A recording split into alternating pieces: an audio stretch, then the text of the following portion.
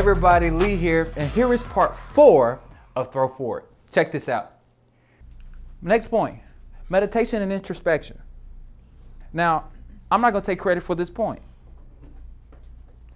because I was having a conversation with my friend Kyle, and Kyle was saying to me, he was like, Lee, you really, really need to take some time to be introspective and think about what you're thinking about. My first point, personal evaluation of your work. Actually, take some time to look back at your week. Like, sit down and write it down. Like, oh, this is really cool. Okay, I did this. John Maxwell talks about this. I was listening to a podcast, and he talked about how every single week, he takes an hour and just sits down and writes out everything he's done during that week. I'm like, that's a great thing to do. That was a long time. Let's be real. That was actually a pretty long time. But I don't know if I can sit there for an hour and, But I'm going to try one of these days. And he would do that every single week. Every week, he had an appointment to sit down and write what he did all week. That's like some discipline, doesn't it? Yeah. But it helps him actually seize his wins. See, this is one of the things that you need to do. I realize I'm one of those people that's such a big picture person. Like I see big stuff. Like I see, all the great things.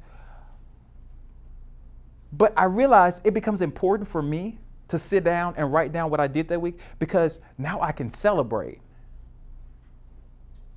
the little step. See, you don't get to a big step without taking a few, you don't get to a big thing without taking a few steps before that. There's a lot of stuff that got to happen before you get, yes, baby steps. There's a lot of stuff that has to happen before you get to the place where you're going to get. Right now, you're sitting in one of my steps. This is a step. This is not the end. This is a step. No matter how today goes, I'm going to have to sit down and write about this step. I'm going to have to honor this step. And if I'm smart enough to recognize, okay, this happened in this step and this worked. Oh, okay. That actually worked. This could be done better. Oh, okay. Maybe I need to do this next time. Okay. Oh, maybe I need to expand that idea. Oh, I maybe need to do this. I maybe need to do this. It gives me time to actually look at what am I accomplishing. And then the second point is spending time with yourself allows you to discover who you are. You got to have self-discovery. Because I think one of the biggest problems is we don't spend enough time with ourselves. And I'm not talking about when you spend time with yourself, you sitting on social media and being like, well, I'm on Instagram and Twitter. That's not spending time with you. That's not spending time with yourself. It really isn't. It's necessary that you spend time with yourself. Because let me tell you what happens. When you spend time with yourself, literally what happens, you become more vulnerable. One of my friends talks about this idea of leaders being compassionate. He's like, every leader should be compassionate. But they can't be compassionate if they don't spend time with themselves. Sometimes in your leadership, spending time with yourself helps you value you. Because a lot of times, leaders project what they experience in their own lives onto other people because they haven't taken the time to spend time with themselves. So therefore, they're literally trying to figure it out with other people. They vomit information. They vomit all this stuff on other people because they haven't spent time with themselves. But that self-discovery is necessary for your growth. Now we're about to do an exercise. I want everybody to sit up straight, adjust, sit up straight. Now, everybody, breathe in. Breathe out. Breathe in. Breathe out. Breathe in. Breathe out. Now I want you to close your eyes. And I want you to think about the things that you have thought about this week.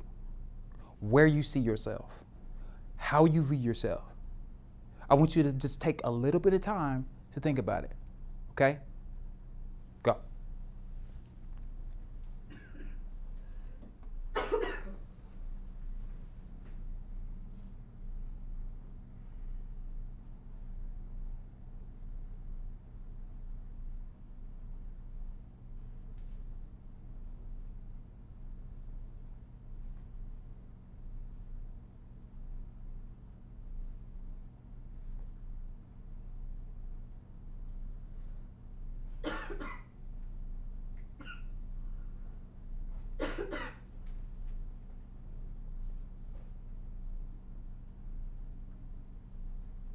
Okay, open your eyes. How did that make you feel? Slow down. Yeah. It slowed down time, didn't it? It caused you to focus. Spending time with yourself causes you to focus. You weren't distracted. You weren't thrown off by other stuff. You were able to literally focus all of your thoughts and aim at something. And it caused you, for some of you, it caused you to actually think about some stuff that are like bad thoughts that you're going to have to change. Yeah. And then so for some of you, you're like, oh, that's dope. I'm killing the game. I'm killing the game. You're like, you had a moment where you're like, whoa, like this is, like I'm doing this, like, yeah. But that appreciation for that moment helps you understand how valuable it is to actually to stop and breathe in and breathe out.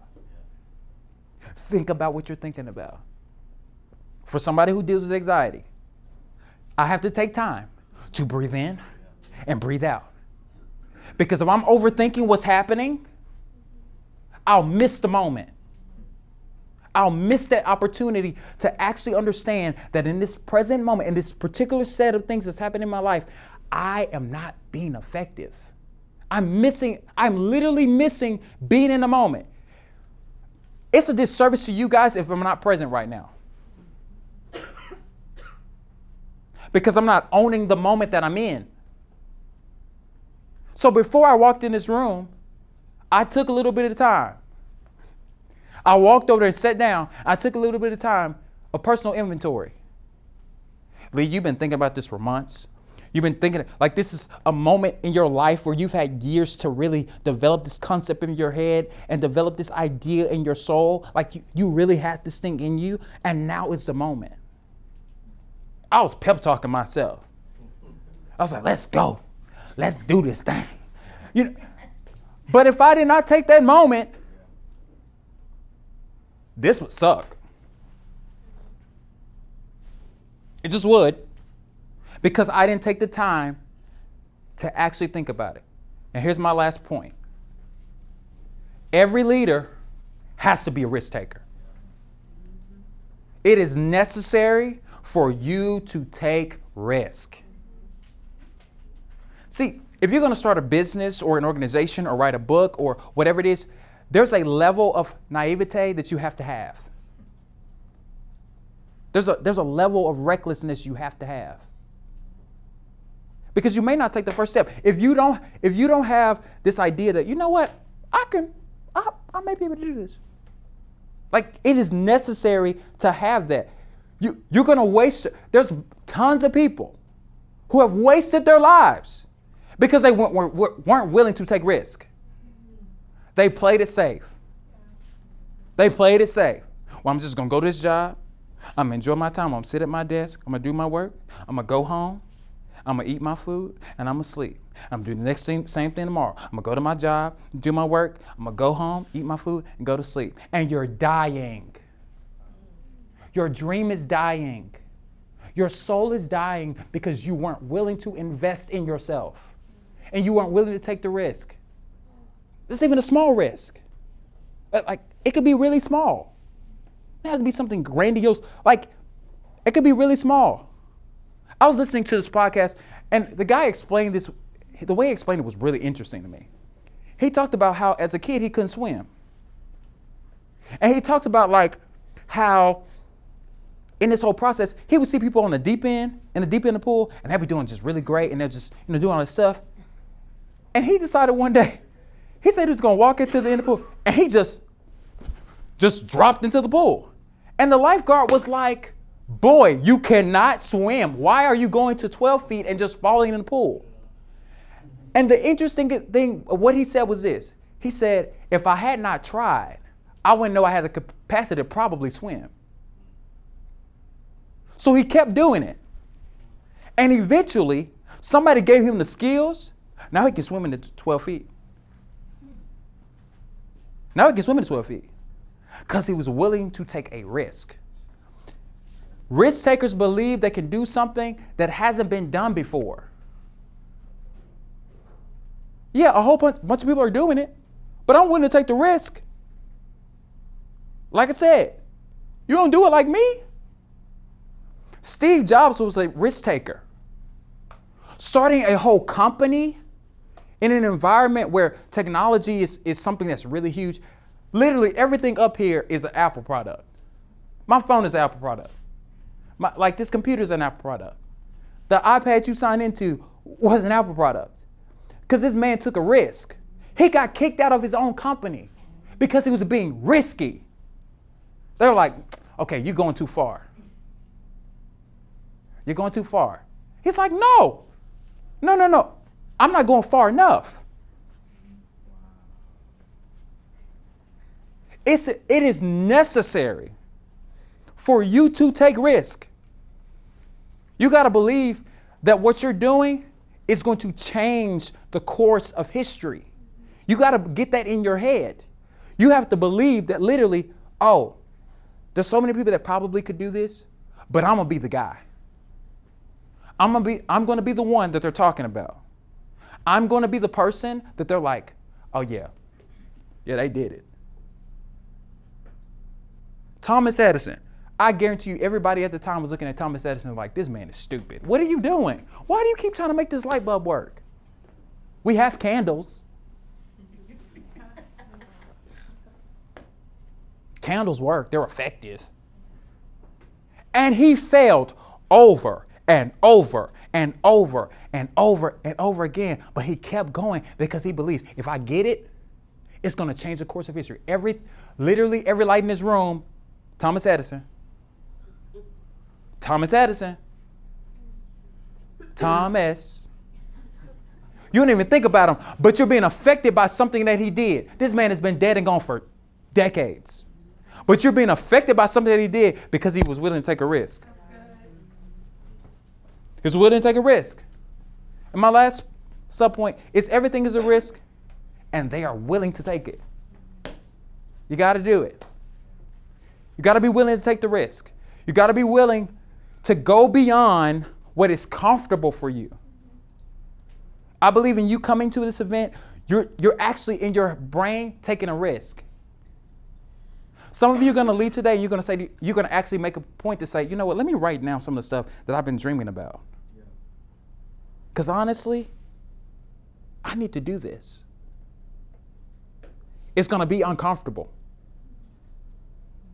It's going to be uncomfortable, but it's worth taking it.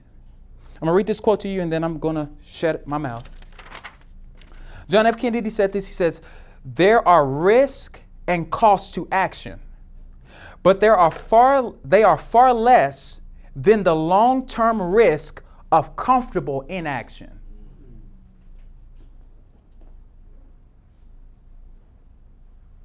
You not doing what you're supposed to do is a disservice. It's a disservice. Sorry. If I hurt your feelings, I'm sorry.